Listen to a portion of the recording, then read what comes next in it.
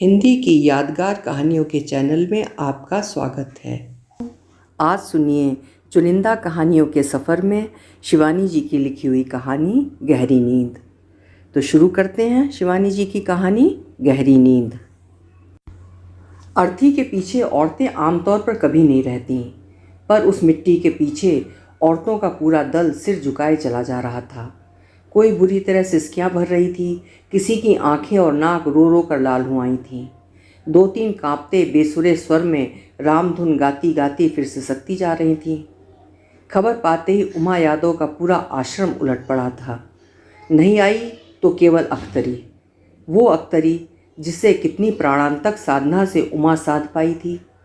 पहले दिन वो पकड़कर आश्रम में लाई गई तो उमा पर टूट पड़ी थी। अपने लंबे गंदे नाखूनों से उसने उमा की हथेली का पूरा मांस नोच लिया था। हर तीसरे दिन उसे हिस्टीरिया का दौरा पड़ता तो वो चीख चीख कर पूरा आश्रम सिर पर उठा लेती। लिखने को कॉपी दी जाती तो फाड़ कर दूर फेंक देती। पेंसिल को दातौन की भांति चबा चबा कर धज्जियाँ उड़ा देती। पर चतुर रिंग मास्टर जैसे सर्कस की खुली सिंघनी को भी साध लेता है, वैसे ही उमा यादव ने भी अख्तरी को साध लिया था। कभी उसे बड़ी लगन से उन सती लक्ष्मियों की कहानी सुनाती जिन्होंने अपना जीवन उत्सर्ग कर पति को मृत्यु पथ से खींच लिया था, किंतु अख्तरी केवल ही कर खींच निपोड़ देती। उसका क्या एक ही पति था? मोहल्ले टोले के कम से कम 3 दर्जन युवा प्रौढ़ और खूसट पतियों के हृदय उसकी नन्ही मुट्ठी में दिन रात बंद रहते थे। उस पर उसका गांजे अफीम चरस का धंधा भी था। कभी चोली के भीतर छिपा कर ले जाती, कभी लहंगे के नेफे में। क्या मज़ा आता था दिन रात रेलगाड़ी के सफ़र में। हर स्टेशन पर वो कुछ ना कुछ चुगती रहती। इसी से वो आश्रम में हरी किनारी की मोटी धोती पहन चने की दाल खा खा कर ऊबने लगी थी।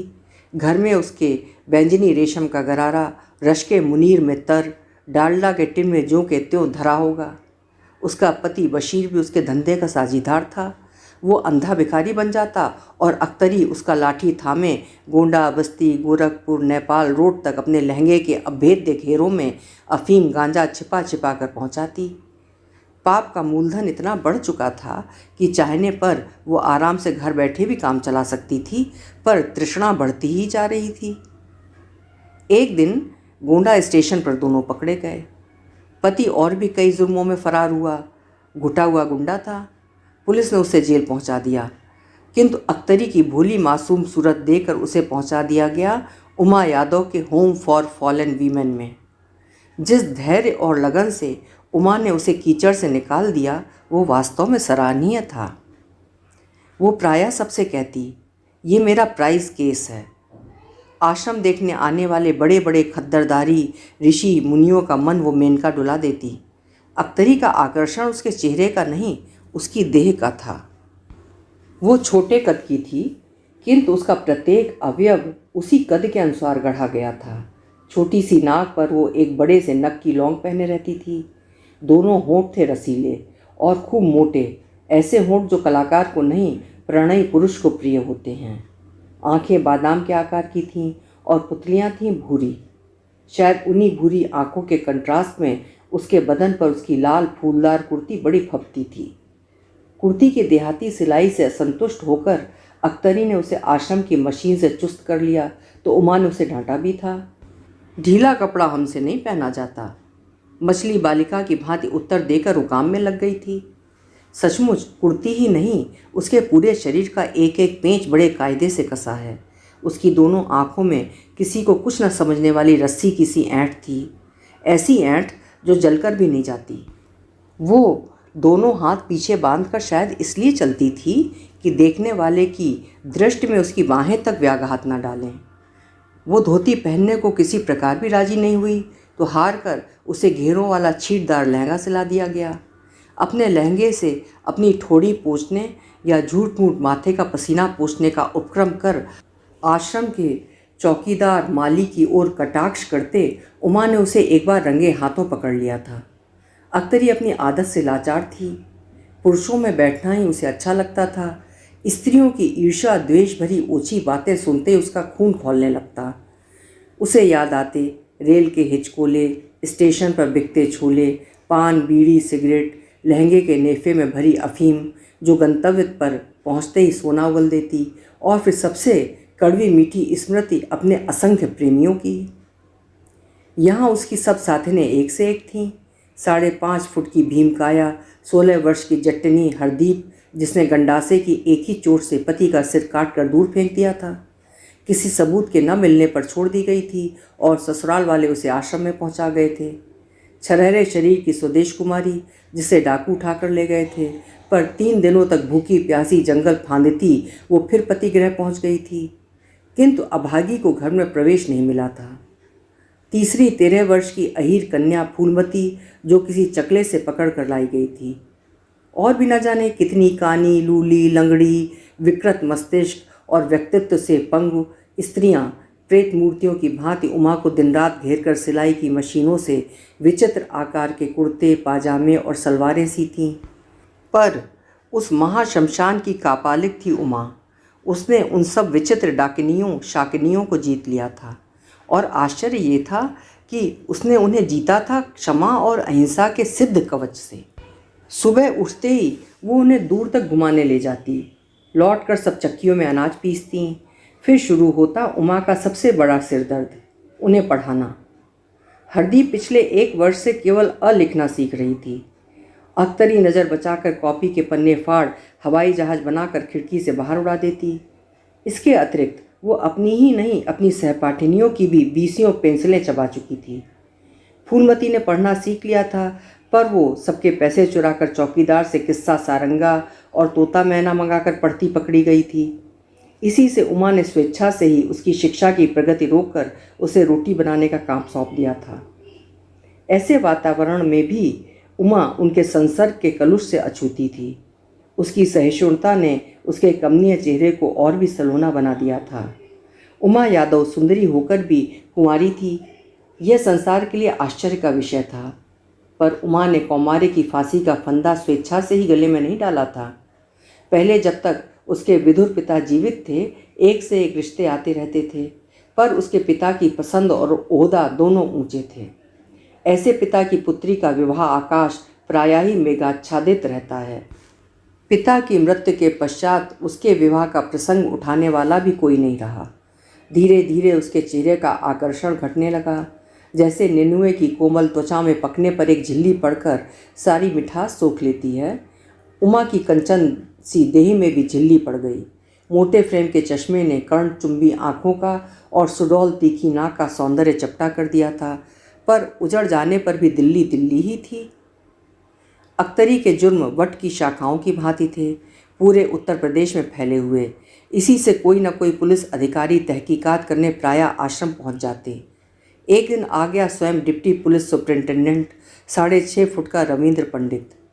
बाप दादा वर्षों पहले कश्मीर छोड़कर उत्तर प्रदेश में बस गए थे, पर उनके वंश के रूप रंग ने कश्मीर को नहीं छोड़ा था। कहिए, मैं आपकी क्या सेवा कर सकती हूँ? उमा यादव ने अपनी दोनों पुष्ट बाहें मेज के आसपास रखकर पान का पत्ता सा बना लिया था। अपना चश्मा वो उस दिन कहीं उतार कर भूल गई थी। बिना चश्मे के वो बहुत ही मासूम लगने लगती थी। डाकुओं के संधान से घने जंगलों से लौटे उस पुलिस अधिकारी का मन अचानक एक अश्लील उत्तर देने को छटपटा उठा, पर दूसरे क्षण प्रश्न पूछने वाली अफसरी मुद्रा ने उसे सहमा दिया। कुछ नहीं, मैं यही पूछने आया था कि अख्तरी आपको परेशान तो नहीं कर रही है? आपसे न संभले तो हम उसे ठीक कर देंगे। स्वर का अहंकार चेहरे के लाल रंग से ठीक मेल खा रहा था। पुलिस की वर्दी में तो काग भगोड़ा भी खिल उठता है, फिर रविंद्र पंडित तो वास्तव में सुदर्शन था। नहीं, ऐसी कोई बात नहीं है, धन्यवाद, मुझे आज्ञा दें। मुझे एक आवश्यक कार्य से बैंक जाना है।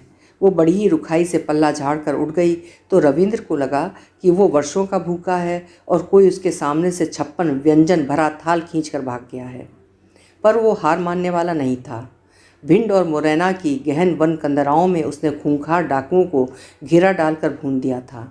डाकुओं की अंतिम पकड़ के लिए वो जिस कूटनीति से अपना घेरा क्रमशः छोटा कर लेता था, उसी प्रकार उसने उमा यादव के इर्द गिर्द अपना घेरा और जटिल कर दिया। वो अपनी दोनों मातृहीना बच्चियों को उनके ननिहाल से ले आया। दोनों लड़कियां बहुत प्यारी थीं। एक दिन वो उन्हें लेकर आश्रम पहुंच गया। फिर तो वे दोनों उमा आंटी के पास ही रहने लगीं। पहले छोटे से ज़िले में दबे स्वरों में कानाफूसियों का क्रम चला, मालकिन की आड़ में आश्रम की मनचली सदस्याओं ने अनुशासन की जंजीर स्वयं ढीली कर ली। तहकीकात हुई, असेंबली में प्रश्न हुए, रविंद्र की तरक्की रोक दी गई, पर उसे उसकी वांछित पदोन्नति मिल गई थी। उमा यादव से उसने विवाह कर लिया। उमा और उसकी पिछली दोनों पत्नियों में धरती आकाश का अंतर था। पहली तो एकदम फुअर थी। उसकी मृत्यु के तीसरे महीने ही दूसरी आई। वो थी ठसकेदार। पुलिस के संतरियों को वो अपनी गृहस्थी की कवायद में जोते रहती। कोई मटर छीलता, कोई बाग सींचता, कोई बच्चों को घुमाता और कोई गट्ठर कपड़े धोता। प्रत्येक कुशल पुलिस अफसर की पत्नी की भांति उसने पति के उत्कोच विभाग का पद स्वयं ग्रहण कर लिया था। किस थानेदार के गांव में शुद्ध घी मिलता है, किसकी ससुराल देहरादून में है और वो एक साथ कितना बासमती चावल ला सकता है, ये सब उसे पता रहता। पर अचानक एक दिन उसे यही बासमती ले बैठा। उमा यादव ने आते ही पति की अव्यवस्थित गृहस्थी को अपने दक्ष हाथों में ले लिया। शीशम के 2 जहाज से पलंगों को उसने गोदाम में फेंकवा दिया। पिछले जीवन के प्रत्येक स्मृति चिन्ह को वो कुशलता से मिटा देना चाहती थी। पति के साथ खिंचवाई गई 2 सौतों की रंग उड़ी तस्वीरों को उसने एक ही झटके से गायब कर दिया। एक ही सप्ताह के भीतर दोनों पुत्रियों को नैनीताल के एक अंग्रेजी बोर्डिंग हाउस में रखाई तो समाज में उस पर थोड़ी थोड़ी हुई, किंतु उन्हें भेजने के पीछे उसके हृदय में कोई दुर्भावना नहीं थी। मातृहीना बच्चियां अनावश्यक दुलार से बिगड़ती जा रही थीं। सचमुच ही 1 वर्ष में उनकी नम्रता और शालीनता देखकर उनकी नानी ने भी दांतों तले अंगुली दबा ली। उसके पति के अहाते में स्वीट पी और लिली महकने लगीं। बंगले की सामने की दीवार पर वर्षों से कोई कला मर्मज्ञ गुप्त रोगों का बिजली द्वारा इलाज और जालिम लोशन का इश्तिहार बड़ी तत्परता से लिख जाता था। उस पर स्वयं अपने हाथों से गेरू लगाकर उमा ने बोगनवेलिया की बेल चढ़ा दी, क्योंकि ऐसे विज्ञापनों की स्याही बड़ी जिद्दी होती है और गेरू भी गुप्त रोगों के अस्तित्व को नहीं मेट सका था। बंगले को, बच्चियों को, यहाँ तक कि घर की बिगड़ैल भैंस तक को उमा ने साध लिया था, पर एक व्यक्ति को वो नहीं साध सकी थी। वो था गृह का स्वामी। 7 डाकुओं को मारकर उसकी छाती पर बंदूक रखकर खिंचवाई गई पति की जिस तस्वीर के पौरुष पर वो रिझी थी, वो तस्वीर से भी कहीं अधिक खूंखार था। अपने हृदय के रत्न को वो पुलिस विभाग की गंदगी में कब का खो चुका था। पीना उसका स्वभाव था। हृदयहीनता उसके रक्त मांस में बस गई थी। कोई ऐसा दुर्व्यसन नहीं था जो उसे नहीं हो। घूस लेने में कोई पार नहीं पा सकता था। बड़े बड़े नेताओं, विद्रोही दल के कीमती यजमानों का वो एकमात्र पुरोहित था। उसके ओहदे की आड़ में लाखों की चरस और गांजा एक सीमा से दूसरी सीमा को लांघ जाता था। तीसरी पत्नी पर पहले तो भूखे व्याघ्र की भांति टूट पड़ा, पर धीरे धीरे वो भी बासी लगने लगी। उमा उसकी दोनों बच्चियों को बेहद प्यार करती थी, पर उसके पति का कुटिल स्वभाव उसके इस लाड़ की भी कोई कैफियत स्वीकार नहीं करता था। कोई बात ना होती तो आज तक कुंवारी कैसे रहती। कई बार उसने छल बल से अपनी सुंदरी पत्नी के विगत जीवन का पर्दा उठाकर झांकने की चेष्टा की, किंतु वो शांत दृष्टि से पति को देखकर चुप रहती। उसकी इसी चुप्पी पर उकड़कर रह जाता। उमा की आहत दृष्टि में कामुक वहमी पति के लिए करुणा और क्षमा का जो संदेश रहता, वो पढ़ नहीं पाता था। अपनी सौत के मायके में उमा ने अनाधिकार प्रवेश पाकर भी सबको जीत लिया था। सौत की विधवा माँ के लिए बढ़िया टसर की सफ़ेद साड़ी, भाभियों के लिए नाना उपहार, मिठाई, फल, यहाँ तक कि सौत के मायके की महरी मिश्राइन के लिए वो धोती का जोड़ा रखना नहीं भूली थी। माँ जी बीमार हुई, वमन के लिए चिलमची नहीं मिली तो उमा ने दोनों हाथों की अंजलि फैला दी। बुढ़िया ने उसके हाथों पर ही उल्टी कर दी, पर उमा के चेहरे पर एक शिकन भी नहीं उभरी। उस विलक्षण नारी के हृदय में मानव मात्र के लिए करुणा और प्रेम का अटूट भंडार था। घृणा, द्वेष और क्रोध उसके चित्त के दर्पण को मलिन नहीं कर सके थे, किंतु मलिन न होने पर भी वो दर्पण एक दिन टूट गया। अख्तरी जिद करके उसी के साथ रहने लगी। उमा ने उसे कई बार आश्रम भेजा, पर वो बार बार भाग आती थी। उमा उसे कभी अकेली नहीं छोड़ती, पर एक दिन वो चूक गई। उसकी एकमात्र आलिया मौसी भुवाली सैनिटोरियम में वर्षों से घुल रही थी। अंतिम समय जानकर डॉक्टर ने उसे सूचित कर दिया था। वो अख्तरी को लेकर जा रही थी कि ठीक स्टेशन जाने के समय अख्तरी के पैर में भयानक मोच आ गई। वो एक पग भी नहीं चल सकती थी। भारी मन से उमा अकेली ही चली गई थी। समय से पूर्व बिना सूचना दिए वो 5वें दिन लौट आई। गाड़ी रात को पहुंची थी। स्टेशन से रिक्शा लेकर वो घर पहुंची और न जाने क्या सोचकर पिछवाड़े की खिड़की फांद कर भीतर पहुंच गई। उसे अचानक देहरी पर खड़ा देख अख्तरी हड़बड़ा कर उठ गई। उसका अनुमान सत्य निकला। अख्तरी उसके पलंग पर उसके पति के साथ पार्श्व का आसन ग्रहण कर न जाने कब से सोती आ रही थी। पति की किंग कांग सी बाहें पलंग के नीचे झूल रही थीं। वो नशे में बेहोशी में पूरी तरह डूबा नहीं था। लड़खड़ाती जबान से अपने जघन्य अपराध के लिए सॉरी कहकर वो करवट बदलकर सो गया। अख्तरी चली गई थी। रात भर उमा सोफे पर बुत सी बैठी रही। खुली खिड़की से उसने अख्तरी को आते से जाते देख कर भी नहीं पुकारा। उसके माथे पर एक भारी पोटली थी, क्या पता कुछ चुरा कर ले जा रही हो। पर उसके गृह की वो सबसे मूल्यवान निधि चुरा चुकी थी, अब क्या लेगी। दूसरे दिन पूरे घर में अख्तरी के गायब हो जाने का समाचार फैल गया। इधर उधर ढूंढा भी गया, पर अख्तरी सचमुच ही शायद शहर छोड़कर चली गई थी। 3 दिनों तक उमा को न रात को नींद आती थी न दिन को चैन। मन की घुटन, पति की चोरी और सीना जोरी, और जिस अख्तरी को उसने नया जीवन दान दिया था उसकी धोखाधड़ी उसे स्तब्ध कर गई। चौथी रात को नींद न आने पर वो नहीं रह सकी। बहुत पहले बक्स में नींद की गोलियों की शीशियाँ लाकर रख दी थीं। आधी रात को उसने वही शीशी निकाली। खुराक 2 गोलियों की थी, पर उसे जिस गहरी नींद की कामना थी वो भला 2 से कैसे आती। बड़ी देर तक वो शीशी लिए खड़ी रही, फिर उसने पूरी शीशी मुंह में उड़ेल ली। जगने पर रविंद्र पंडित ने पत्नी की निष्प्राण देह देखी तो घबरा गया, पर फिर बड़ी कुशलता से उसने तीसरी पत्नी की फाइल दाखिल दफ्तर कर दी। शहर में खबर फैल गई कि डिप्टी साहब की पत्नी को दिल का दौरा पड़ गया और वो चल बसी। गोंडा कचहरी स्टेशन पर कनेर के पेड़ के नीचे सस्ते केले रेशम का बैंजनी गरारा पहने सिलवट पड़ी रेशमी फतुही की जेब से बीड़ी निकाल पास की दुकान से माचिस खरीदने अख्तरी उठी। फिर न जाने क्या सोचकर गंदी फटी सी पोटली को टांगों के बीच दबाकर बैठ गई। उसके होठों पर लगे सस्ते लिपस्टिक की फूड़ रेखा ठुड्डी तक उतर आई थी। एक डिबरी जलाकर खोमचे वाला उधर से निकला तो उसने उसे रोक लिया। पहले 2 आने की खट्टी चटनी डली पकौड़ियाँ खाईं, फिर 2 आने की मीठी चटनी वाली। मीठी गुजिया वाला निकला तो उसे भी रोक लिया। 4 गुजिया खाकर भी मन नहीं भरा तो खोए की खुरचन ले ली। खुरचन खाकर उसने पान के 2 बीड़ों से गाल भरे ही थे कि रेलगाड़ी आ गई। पोटली माथे पर रखकर वो भीड़ ठेलती तीसरे दर्जे के जनाने डिब्बे में घुस गई। 2-3 गंदे बुरके ओढ़े मुसलमान औरतें कोने में दुबकी बैठी थीं। खिड़की की सीट पर बैठना ही उसे बहुत पसंद था। चट से गठरी रखकर वो बैठ गई और बड़े प्रभुत्व से उसने अपनी दोनों टांगों का रिजर्वेशन स्लिप फैला दिया। सामने से 2 सिपाही उसे घूरते निकल गए। घूरते रहे ससुर। अब उसे किसी भी जिले की पुलिस का भय नहीं था। पोटली को उसने बड़े प्यार से थपथपाया। गाड़ी चल दी थी। वो थपथपा कर जैसे कह रही थी, अब कोई डर नहीं बेटा, गाड़ी चल दी। सचमुच अब वो गांजे की पोटली उसका पति और पुत्र थी। एक एक कर स्टेशन पर खड़े कुली बत्तियां सब पीछे छूटने लगे। गाड़ी ने गति पकड़ी। हिचकोलों से तन्वी अख्तरी की लचीली देह हिलने लगी। वो बहुत थक गई थी। नेपाल रोड स्टेशन आने में बहुत देर थी। गठरी सिरहाने रखकर वो सीट पर लंबी हो गई। थोड़ी देर में उसके खर्राटे सुनकर मुसलमान बुरके वालियाँ ठसकाती हंसती एक दूसरे पर गिरने लगी थीं।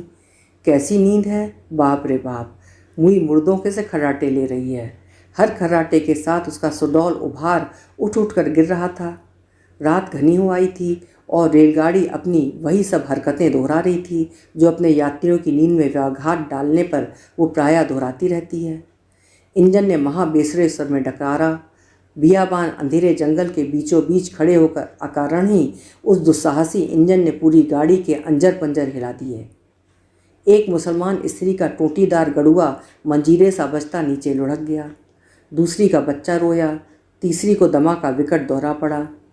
गाड़ी चली और एक लंबे पुल पर लड़खड़ाती झपताल का सा ठेका देती वो धीरे धीरे चलती रही। कुंभकर्ण की भी नींद शायद टूट जाती, पर अख्तरी बेखबर सोती रही। उसके हर विचित्र खर्राटे पर तीनों मुसलमान स्त्रियों को हंसी का जबरदस्त दौरा पड़ रहा था, पर वो घोड़ा बेचकर सो रही थी। विचित्र शिल्पी विधाता भी कैसी कैसी अनोखी मूर्तियां गढ़ देता है। एक को नींद के लिए शीशी भर गोलियां खानी पड़ती हैं और दूसरी बिना गोली खाए ही नींद में डूब जाती है। अभी आप सुन रहे थे शिवानी जी की लिखी हुई कहानी गहरी नींद। आशा है कहानी आपको पसंद आई होगी। कल मिलेंगे फिर किसी उम्दा कहानी के साथ। आपका समय शुभ हो।